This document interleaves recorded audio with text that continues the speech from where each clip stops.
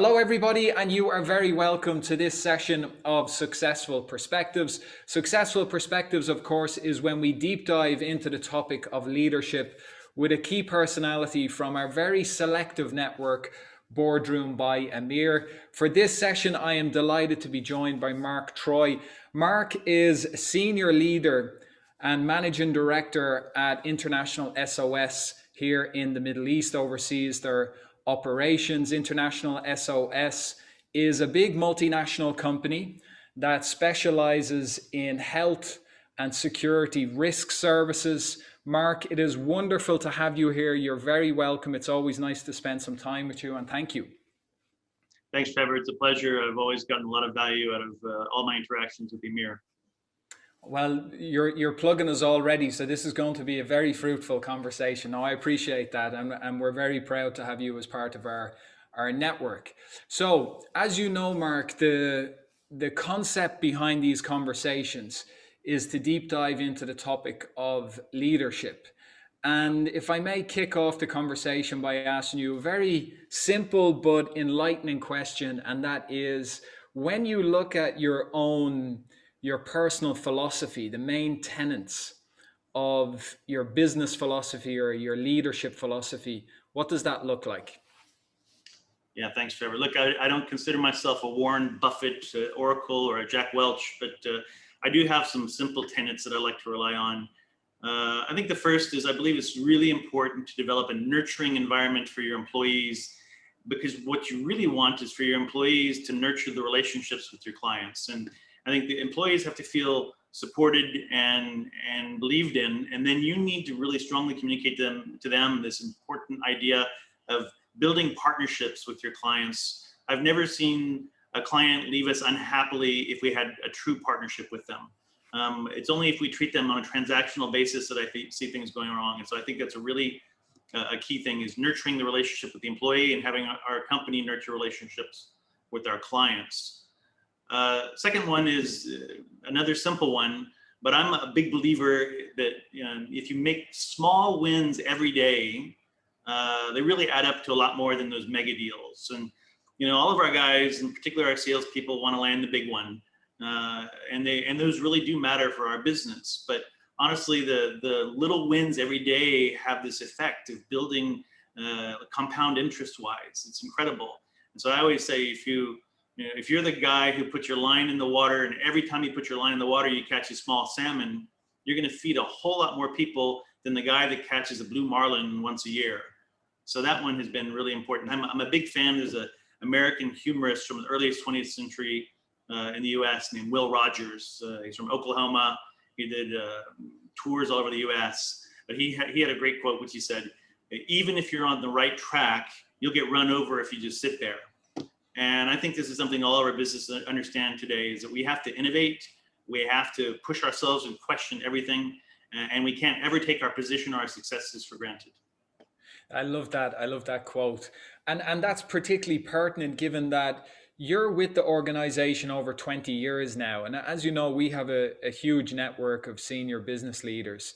And that's a rarity nowadays, at least compared to, probably 20 years ago or so, when that was more the case. If you're with the organization over 20 years, clearly they're doing something right. How did that come about? And what do you think is the secret sauce to that? Yeah, look, a lot of people talk about company culture, and culture is definitely part of it. So International SOS was founded over 35 years ago, and the founders and owners are still actively running the business today. They're in their early 60s. They're in great health, great people, kind, compassionate, but they're also ambitious. They're winners. They want to be the best in the world. They want to compete with the best. They want to provide the best service. And as a result, they're also very demanding in a very fair way. They want our teams to provide the best. Now, they give us the tools we need, the resources to get the job done, but they're not happy and contented to be a second-run company. They really want to be the best. And so it's this interesting mix of a company that seems on the surface like it's a family-run company, but it's not, because it's instead a multinational run like the best businesses in the world. And that's kind of an exciting space to be in, with that kind of easy support, from the founders and owners, but run like a multinational company. Also, International SOS, I won't go into too much detail of what we do, but we're known globally for medical evacuation, what we call emergency assistance. We provide a host of other services, providing medical support for companies with oil operations offshore, with mining and so on. But in the industry that we're working in, I'm constantly reminding myself and my employees what a real privilege it is, because we get called by our customers sometimes on the worst day of their lives. They've had an accident, they've had an emergency, and they're entrusting us to find a solution for them. And fortunately, because of the resources we have and the experience we have, we are able to pull together amazing feats to help our clients sometimes. But it's a real privilege to be in an industry where people pay you to do a job and you do it for them, and they're appreciative of it afterwards. I think it's something that we need to always be humble about and be service focused when we're dealing with our customers. I want them to understand that we really do care about each and every case. And I guess I get that, that gives you a great sense of purpose, being able to get up each day and, as you say, help people in their, perhaps what could be the worst day of their life potentially. Yeah. Thinking back over those 20 years, Mark, did you set out to end up at the top of the operations here in the Middle East, or when you were starting out 20 years ago, did you have those aspirations? And what are some of the misconceptions perhaps that you had back then, now that you have the benefit of experience and the benefit of being able to look past over those years? Yeah, Trevor, when I was an 18-year-old high school student in Dallas, Texas, I said, I want to be managing director of a medical services company someday in the Middle East. So, I'm being humorous here, but obviously I had no idea, and I think like many of us do, what path our lives are really going to take. I joined the Peace Corps after college, was a volunteer in West Africa, and I loved it so much that I became an entrepreneur, and I actually started my own business working in the Ivory Coast. And I'd been there for a number of years before I came across International SOS, and they approached me and said, would you like to take over and be a leader of one of our businesses? And so we had businesses in Gabon and Ivory Coast. And so it was sort of a trial by fire, because almost immediately after I joined the company, the business had massive issues because the previous manager had made some mistakes. We were at risk of losing the business. The clients were leaving, and the employees were worried about losing their jobs. And suddenly I found myself in a situation. I was in my early 30s, didn't have much experience. I had the livelihoods of 100 plus employees in my hands. I had our owner's investment in the company, and I was stressed and worried and didn't really know what to do. And I was really fortunate that the owners were very hands-on with me at the beginning, gave me a lot of support, and they helped me turn the business around. We managed to resolve all the issues, save the jobs, and in the end, turn that into a very successful business.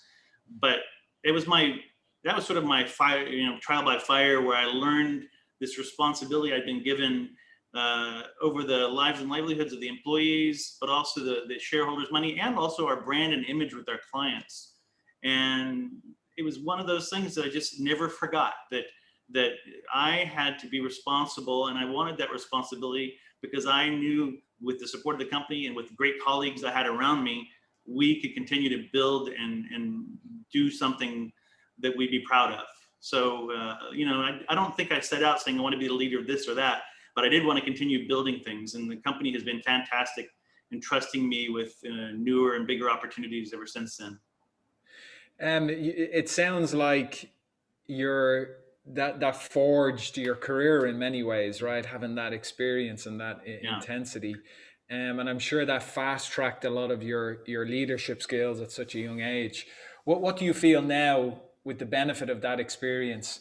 What do you feel are some of the difficulties or misconceptions about leadership in general? I think, okay, now I'm 20 years with the company. And so obviously I have all the answers, which is absolutely false. I think that's probably one of the biggest misconceptions that people have in business when you see the Jack Welches and the others. I work for a medical company. International SOS is known for our medical expertise. I'm not a doctor. I'm not a medical professional.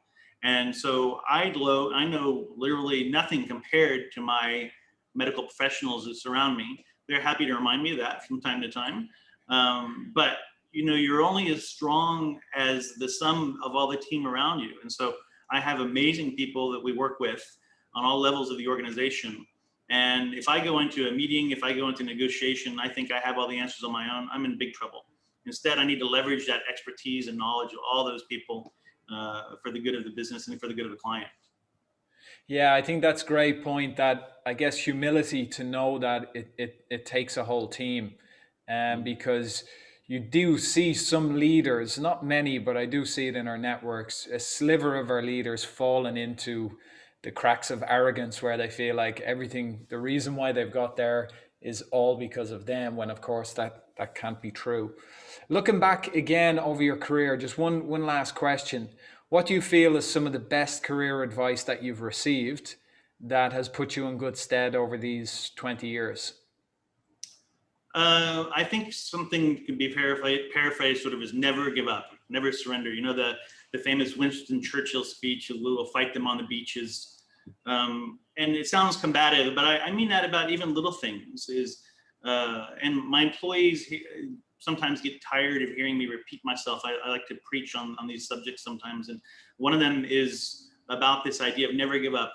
And I always talk about crises and stress and say, look, you're faced with what seems like an insurmountable problem. You don't know the answer. Do you remember that insurmountable problem that you had 2 years ago that you never found the solution to? And the answer is universally no, because people always find the solution. Now, it may not be the best one. It may not be the one you hoped for, but in the end, we find the solutions. And so I like to remind people on our teams and remind myself, you're faced with a challenge, you're faced with an insurmountable thing. It's not insurmountable. Take a deep breath, step back half a step, look at it, give yourself time, use the people around you, and then you'll find, the answer that works for you. But I think that we sometimes overemphasize the power of these stressors and let them bring us down. Instead, we need to realize this is just a part of business. I love that. And it's having the awareness to be able to step back from it, right? You recognize, okay, we're faced with this, what appears like an insurmountable challenge. Now let me actually take the time to step back from this, to give some space in between, because I know once I come back to it, I'll look at it in a different light. I think that's a great piece of advice. Mark, I've really enjoyed our conversation on successful perspectives. Thank you so much for joining us. It's always great to see you, and I appreciate it. Thank you, Trevor. It's been my pleasure.